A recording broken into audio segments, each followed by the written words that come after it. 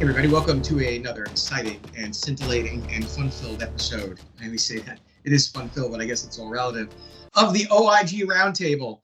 The full group is here. Wade McFall, retired assistant special agent in charge from the LA field office, a manager on our SIU investigative team. Jaysen Eisengrein, retired senior executive from HHS OIG, the retired Western UPIC director and our special director in charge on special projects, and Matt Kachansky, Jaysen's counterpart from HHS OIG, the Northeast UPIC director and one of our senior managers on our investigative team. And I am still Eric Rubenstein, senior director of litigation, fraud, waste, and abuse here. So today we want to talk about a few things that are really intersections on the SIU, the UPICs, just general investigative things. And first and foremost, I think, one of the things that our clients really benefit from, both our provider clients, our payer clients, and also our third group, which is our law firm clients, is the deep expertise that we bring as retired OIG people, and the level of knowledge that we have about OIG operations and process, which is not something that a lot of consulting companies have, where we can kind of peel back that investigative onion and attack potentially the investigations that are going on and the like. And then, you throw in that added piece of the fact that Jaysen and Matt ran 2 of the 5 UPICs and have really intricate inside information and understanding of how the UPIC model works, the intersection of the UPICs with the MACs, the intersection of the UPICs and the OIG, the processes and the procedures that are in place, which are really unparalleled. At the end of the day, Jaysen and Matt were one of only 5 people in the country that ran that. While there were a lot of UPIC directors, SIU managers and the like, there were only 5 UPIC directors who were really the tip of the spear for fraud. And so, we take that expertise and we really do bring that out and then bring that back into our conversations regarding SIU operations and the like. And so today we want to spend some time talking sort of in anticipation of our LinkedIn Live for February. Our LinkedIn Live for February is going to be on weak leads and weak leads triggering weak cases and like. And so we want to kind of do something from a little bit of a perspective of a primer on that. And, I want to start with you, Wade, because, this is an important piece of the puzzle. Poor leads, weak leads, low dollar leads are all factors that work against the ability of the payment integrity group, the SIU, and the program integrity people to be able to capitalize on return on investment, proper use of resources, and the like. And so, let's talk originally from the OIG perspective. UPICs would send one of their requirements. The UPIC requirement is to generate referrals to the OIG. And oftentimes those are weak leads. And Jaysen and Matt know that oftentimes cases that get sent over to the OIG for review and vetting are rejected because they're just not, it's not a good case. It's either a low dollar amount, the beneficiary interviews aren't that good.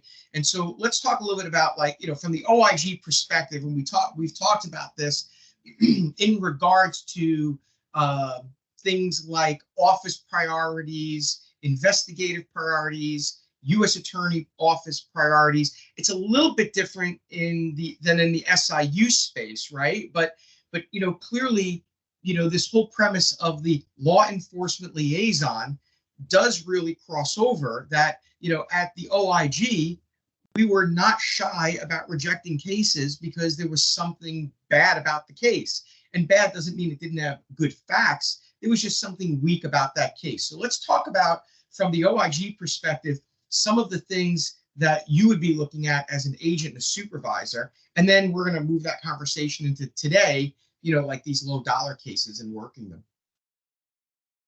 Yeah, well, we had a lot of opportunities when we had leads come in to, we didn't necessarily just close them out if they didn't meet like our guidelines. And that was one of the key things that I was able to use, is I could say it doesn't meet the office guideline.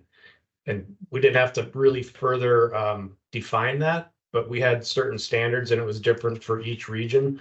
But in LA, we had a certain threshold as far as financial loss that we would look at. Other things, we've talked about this before, but if there's patient harm, or you look at the egregiousness of the details of the referral, those things all come kind of into account.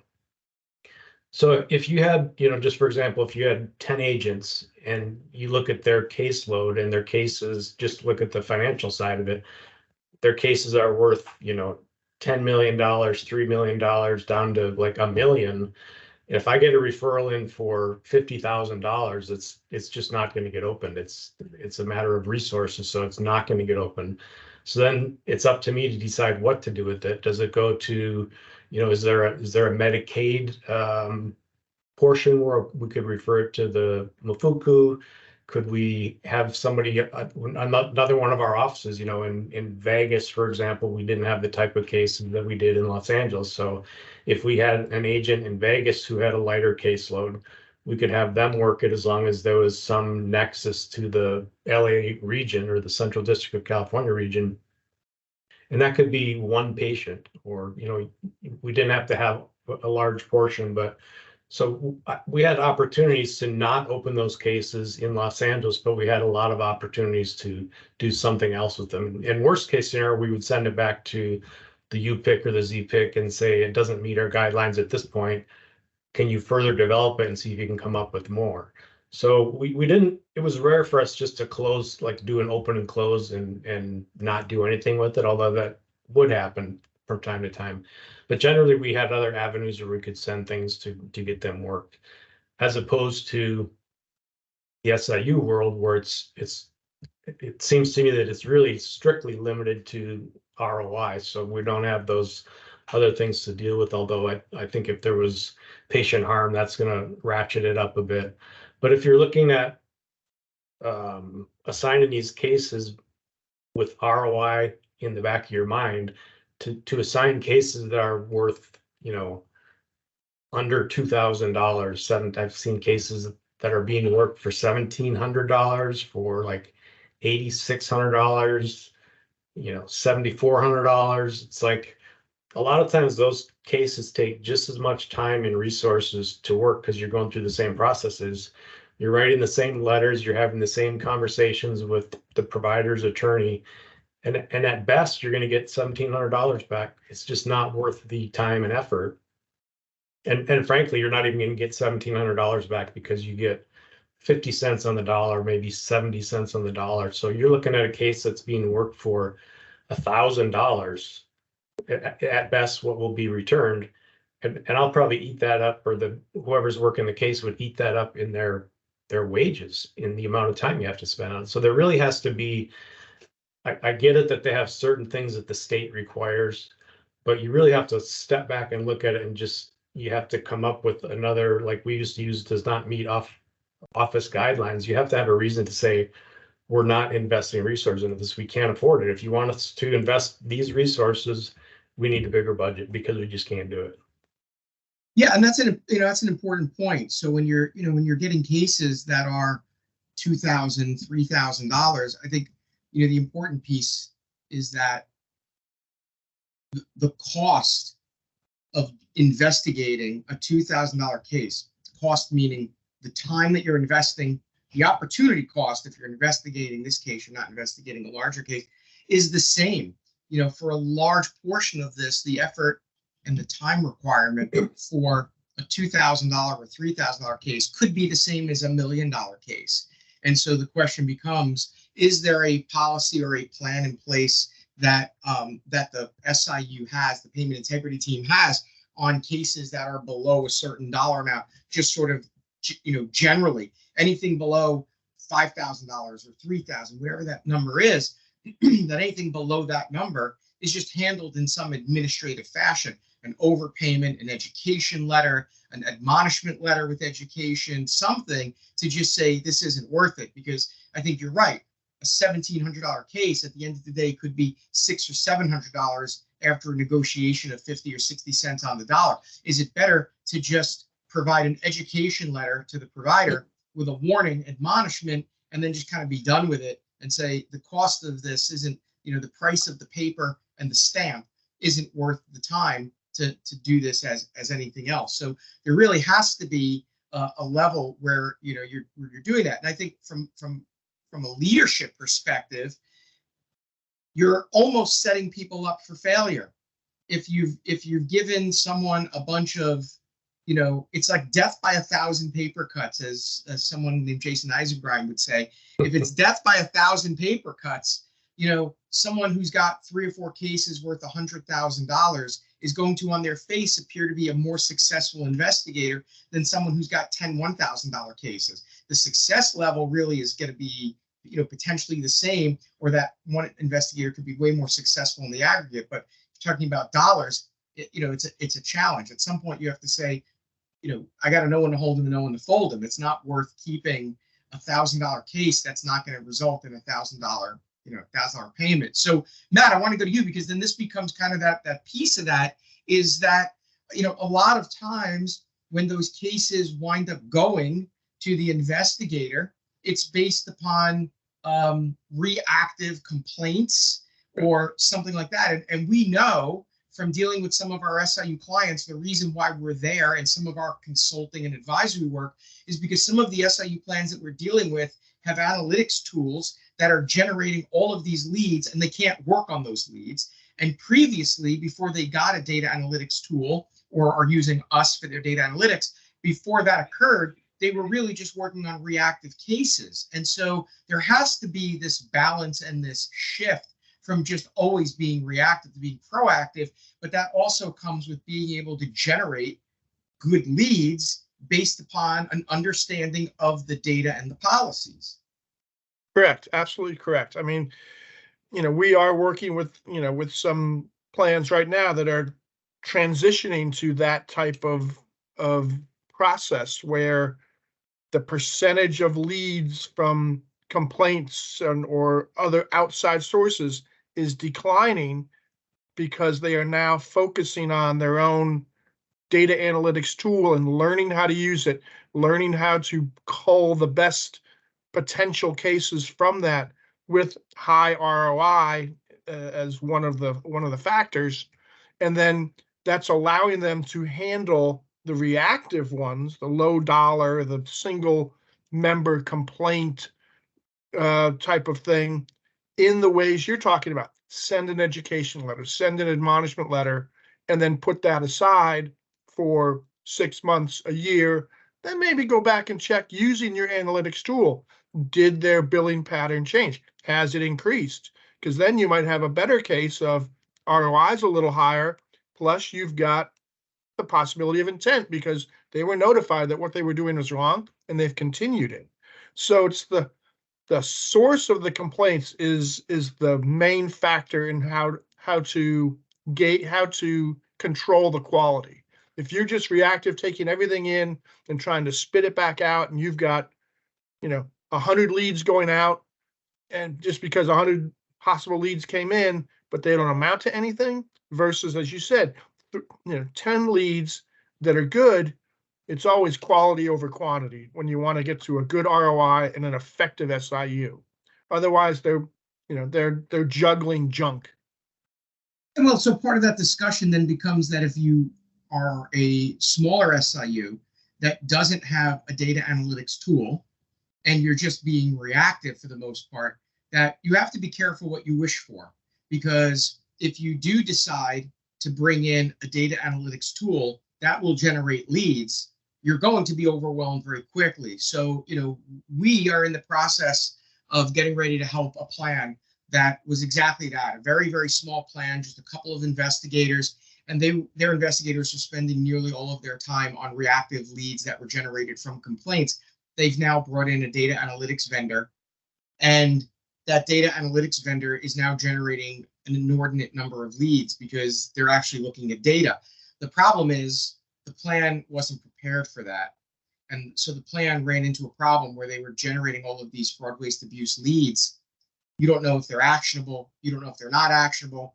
What you do know is that you've now got a whole bunch of things coming in that you weren't prepared to deal with. One of the things that we're doing is we're going to be helping them with their kind of their lead vetting, complaint team or whatever it may be, to help them understand where good leads are and where bad leads are, because they've never experienced this. So it's like a double-edged sword. You get hopefully quality leads through data-driven findings, but you've got to understand, The data is the data. And I know when I say this, Jaysen will lose his mind.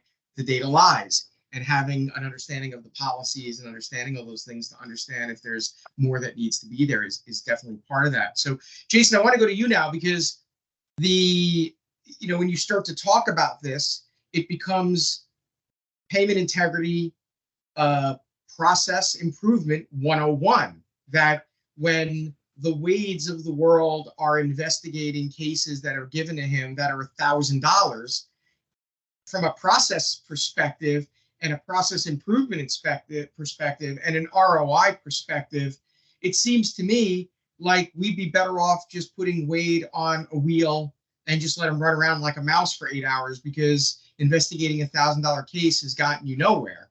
And so from a process improvement and ROI, and from a kind of working as a well-oiled machine perspective, it seems to me that there should be some internal metrics on where cases should be vetted more or closed or investigated based upon, at the minimum, sometimes that dollar amount.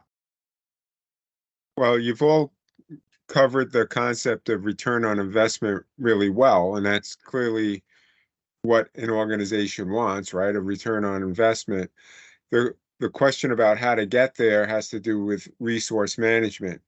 And I think way too often, especially nowadays where managers are presented with a lot of different challenges. I mean, the staffing a workplace today is nothing like it was, in the past.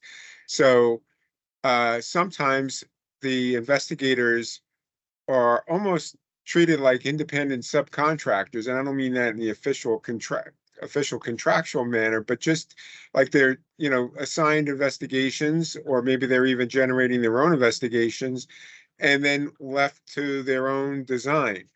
What I will say is that for those that are very much interested in investigations, they rarely want to let that go.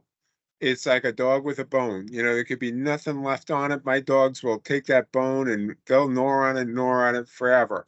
So it's about managers and supervisors stepping in to first evaluate the investigation early on, make sure that the investigative plan fits the nature of the vulnerability that they're looking at. What do you expect to get out of it? Is there a quantitative assessment of what that vulnerability could present? Are there any special circumstances that, Wade mentioned, certainly like member harm, patient harm type of situation, but then there has to be routine reevaluations of that. So whether you conduct file reviews on, a time period or whatever else, it has to be something that's ongoing, because the worst thing is when you look at something after 6 months or 8 months and realize, well, wait a minute, this really was something we should have closed after 1 month, and we've, weren't able to confirm certain factors that would be really important to confirm if we're going to pursue this to a return on investment, as opposed to just closing it out and moving on. So one of the other things I'll just offer and then be done is that it's about basically assessing the ability of each investigator, because not everyone needs a file review every 60 days potentially. I mean, I think that's a good time period to at least take a look at something. But I'll say that by way of example, shortly after indoor plumbing came to the federal building in New York, and I had a fledgling investigator, and I looked at his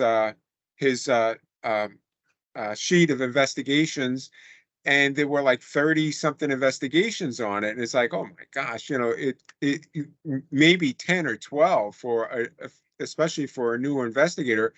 But that investigator was what I would call a blue flamer. And everything was documented. It was all moving in the right direction.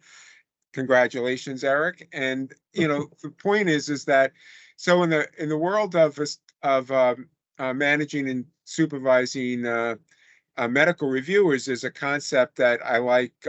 It's called inter-rater reliability, where, the same amount of quality assessment doesn't have to be applied to everyone. And so a good manager, supervisor is assessing what level of intervention is needed to make sure that the investigations are running the right course.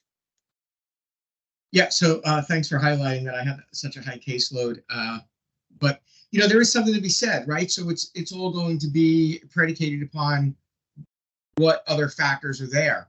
Are you working a lot of cases that are in different states of prosecution, resolution, and what have you, and the resource allocation can shift, as that kind of morphs. But Matt, I want to go to you for the final piece of this, which is that from a little bit of a vetting, process improvement, caseload, is the prospect of finding money in a budget to hire a low-level resource or a lower-level resource to maybe a newer person that you're training to ultimately become an investigator, but starts off as kind of an investigative analyst, where you're teaching them what in the healthcare space, you're teaching them about CPT codes, HCPCS codes, DRGs, ICD-10s, all of that, and you're teaching them how to understand the data, not as an expert, but as a working professional, where that lower level resource becomes trained to understand what potential exposure is there, what loss amounts are there,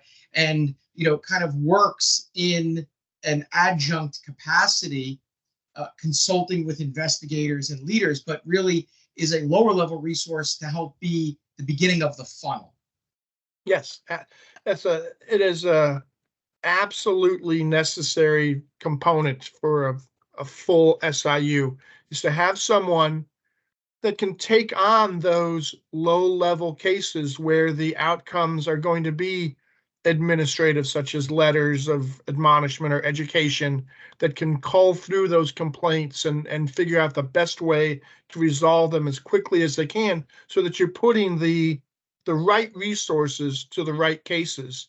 And then as they grow, then they can also help with the investigative process, help with member interviews, help transcript, help write the interview reports, take some of that burden off the investigators, while at the same time learning how to conduct a full investigation, so that they can progress in their own individual careers, while they're also giving an incredible resource to the SIU and using Jaysen's things, managing those resources correctly, having a hierarchy of investigative resources to match the hierarchy of cases, and the complexity and the priority given to them is absolutely essential for success. And you could theoretically look at the prospect of hiring 2 investigative analysts at the cost of 1 SIU investigator, right? You get those people where, when a case for $3,000 comes in, Wade could say, yeah, that's a $3,000 case. It goes to the analyst, and the analyst just goes in, a letter goes to the provider. We're aware of this. You're an outlier. Here's why you're an outlier. $3,000. Thank you very much. Have a good day. And then, that's allowing an investigator such as Wade to just focus on the larger dollar cases. It lets the smaller dollar cases still be addressed, right? Because you're not ignoring them. If the person's an outlier, there should be some admonishment that comes with that outlier status. And then, granted, there may be an appeal, there may be this or that, but that's why, sometimes on these very low dollar cases, it may be worth doing a knock it off letter, right? Hey, we're aware of this. We're going to be monitoring your claims and, rethink this. And the other piece of that puzzle is that $1,700 death by 1,000 paper cuts. Is it one claim that's $1,700 for some esoteric code that no one else bills? Or are we talking about $1,700 comprising,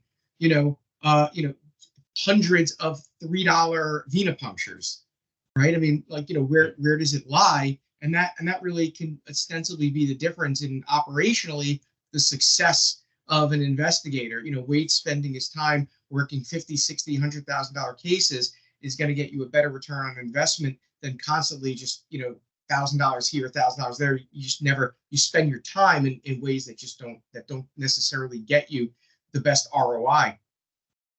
We'd have a separate conversation about the level of morale that starts to affect when you're working a lot of, dogs. I mean, at the OIG, if you had a caseload of barking dogs, right, really bad cases, people weren't staying at the agency if their entire caseload was predicated on, I've got 30 good cases versus I've got 30 really bad cases. When Jason's referencing, when I had a caseload of 30, I'd been an agent for about 18 months and we had an inspection. And I'll never forget, there was a fellow who was on the inspection team who sat with me and said, "You've been an agent for a year and a half. You have the highest caseload of any agent in the country, and I can't believe that they're all moving." And my response was, yeah, and when those stats start coming in, I'm going to be golden. And that was true because I managed to work a caseload of decent dollar cases. All of them were moving. None of them were barking dogs. And it kept me engaged and it kept me interested. And that's an important piece, right? The day-to-day is, a lot of times in the SIU space, it's Groundhog Day. It's kind of, the same thing. So keeping people engaged with cases that are relevant and that matter works towards ensuring that the person that's working them stays in your organization. I can't tell you how many resumes we look at for positions we have here where people are leaving every 2 years from one place to another. And that may be good in some regards, but it may not be so great in other regards. So, managing good leads and ensuring that your leads aren't weak. Everybody should have the Glengarry, Glen Ross leads. And if you don't know Glengarry, Glen Ross, you should watch that movie because that's talking about strong leads versus weak leads.